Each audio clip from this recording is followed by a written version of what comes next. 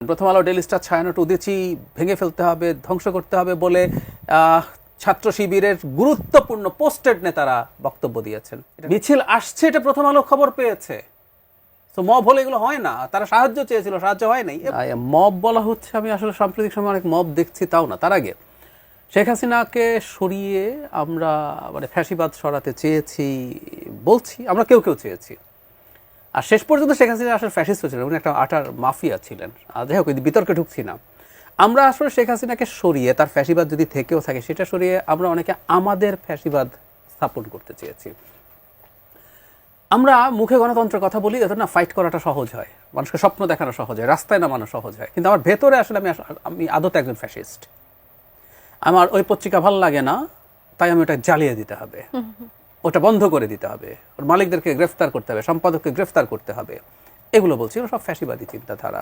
গণতন্ত্র হলে কথা ছিল, যেটা উসমান হাদি বলেছেন, তিনি প্রথম আলো পছন্দ করতেন না খুব একটা, কিন্তু তার সামনে যখন গরু জবাই করে জিয়াফত হচ্ছে, সেটার প্রতিবাদ করা একটা ক্লিপ আছে, যে দরকার 10টা প্রথম আলো বানাও পারলে।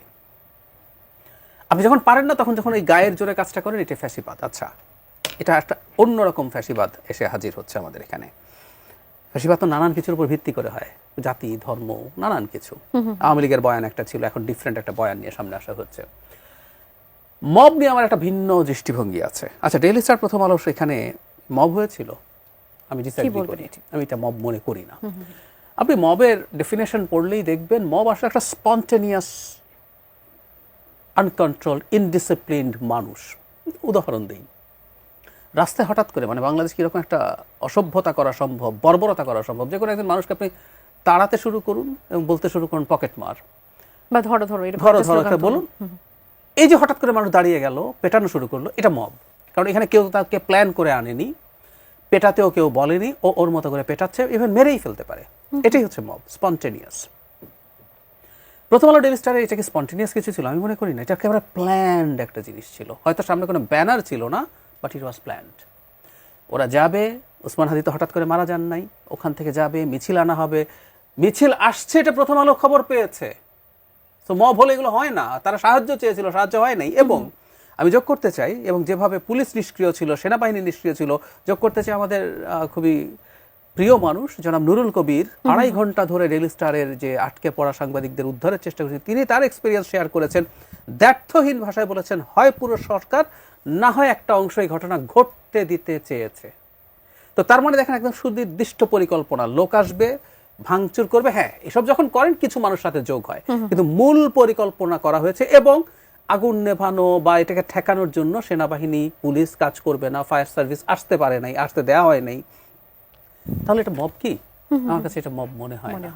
মবের সঙ্গে এটা পড়ে, এটা একেবারে একটা ওইটাও পরিকল্পিত, প্রত্যেকটাই আসলে। কারণ ছায়ানটের 4টা প্রতিষ্ঠান, প্রথম আলো, ডেইলি স্টার, ছায়ানট উদীচী ভেঙে ফেলতে হবে, ধ্বংস করতে হবে বলে ছাত্র শিবিরের গুরুত্বপূর্ণ পোস্টেড নেতারা বক্তব্য দিয়েছেন। এটা নাকি তাদের slip of tongue, I don't know, তর্কে যাচ্ছি না। সুতরাং এগুলো পরিকল্পনা যে হচ্ছে তা জানি। তার চাইতেও জরুরি কথা, এই 4টা প্রতিষ্ঠানের বিরুদ্ধে দীর্ঘদিন থেকে সমাজে, জনাব নাহিদ ইসলাম কিন্তু একটা কথা বলেছেন, উইচ ইজ ইম্পর্টেন্ট, যে সমাজে সম্মতি উৎপাদনের চেষ্টা হয়েছে।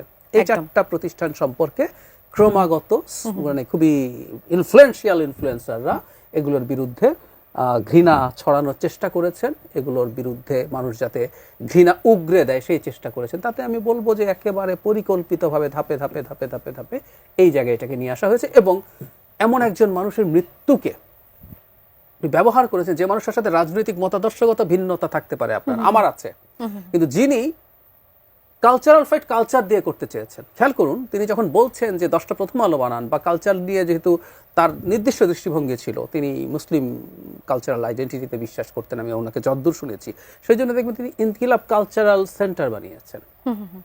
ওটার মধ্যে লাইব্রেরি ছিল, পাঠচক্র হতো, নানান কিছু উনি ওনার মতো করে চেষ্টা করেছেন। উনি যদি মনে করেন ছায়ানট উদীচী যে কালচারাল আইডেন্টিটি তৈরি করছে, এটা যদি সঠিক মনে না করেন, আগুন জ্বালানো বা ভাঙো না, তুমি যেটা পছন্দ করো তুমি সেটা করো, সেটাকে স্প্রেড করার চেষ্টা করো। নাসিরউদ্দিন পাটোয়ারি, রক্তের বদলা চাই, উই আর হাবিব, এরকম কন্টিনিউয়াস কিছু পোস্ট ছিল। যদিও তারা মবটাকে তারা অস্বীকার করছে, বা আমরা আসলে মবের সাথে নাই, বা আমরা আগে যেটা করেছি আসলে সেই জন্য তারা কাইন্ড অফ দুঃখিতই এখন।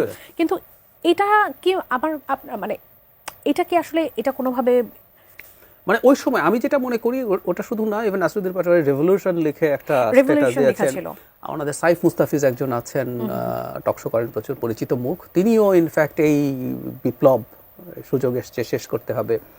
প্রভাব ফেলে কিনা এটা? ফলে নিশ্চয়ই ফেলে, কারণ বিপ্লব করে ফেলতে হবে যখন আপনি বলেন, তখন এক ধরনের আলাপ আছে যে বিপ্লবের মধ্যে নানান বিশৃঙ্খলা ঘটে, এটা ভুলো না। কিন্তু প্রথম দিন থেকে এই আলাপটা ছিল এটা বিপ্লব নাকি গণ অভ্যুত্থান। আমরা সিরিয়াসলি ফাইট করেছি প্রথম থেকে তাত্ত্বিকভাবে যে না, এটা গণ অভ্যুত্থান ছিল। কারণ বিপ্লব মানে সমস্যাটা কোন জায়গায়, কেন এগুলো ঘটলো, এটা একটু মেলানো যাবে এই বিপ্লবের সাথে। 5 আগস্ট পরবর্তী সময় একটা গ্রুপ, এর মধ্যে একজন গুরুত্বপূর্ণ পাবলিক ইন্টেলেকচুয়াল আছেন, তার সাথে কানেক্টেড মানুষজন যারা সরকারের ভেতরে আছে, যেটা মানে নুরুল কবির যে বলছেন সরকারের একটা অংশ আছে, সরকারের বাইরে থাকা ইনফ্লুয়েন্সিয়াল মানুষ আছে, দেশের বাইরে থাকা ইনফ্লুয়েন্সার আছে, সবাই মিলে এটাকে বিপ্লব বলার চেষ্টা করেছেন। বিপ্লব বলার উদ্দেশ্যটা কি, এর মধ্যে যে একটা মারাত্মক ষড়যন্ত্র আছে, এটা অনেকে শুরুতে ধরতে পারেননি। এর যেহেতু বিপ্লব, একটা বিপ্লবী সরকার হবে। খেয়াল করবেন ওই পাবলিক ইন্টেলেকচুয়াল ডক্টর ইউনূসের প্রেসিডেন্টের কাছে শপথ নেওয়ার বিরুদ্ধে কথা বলেছেন শপথ নিতে হবে শহীদ মিনারে, কোন একজন শহীদের বাবা বা মায়ের হাতে রেখে সংবিধান বাতিল করে দিতে হবে, তারপর ডিক্রির মাধ্যমে দেশ চলবে, আস্তে আস্তে সংবিধান লেখার জন্য তারও আগে ওই যে গণপরিষদ নির্বাচন হবে, তারপর সংবিধান লেখা হবে, তারপর দেশের নির্বাচন হবে।